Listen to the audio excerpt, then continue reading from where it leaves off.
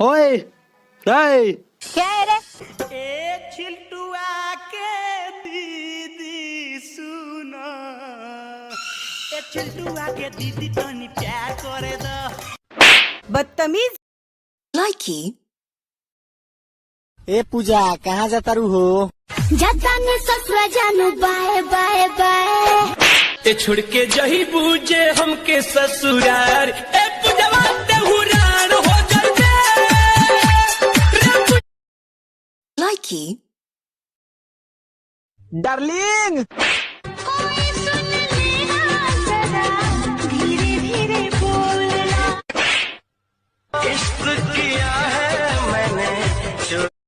लाइकी पूरा जाता खेसारी संगे टोला बोलम अरे टोला बोलम, हमार पेंडी के मन बड़ी होला ले।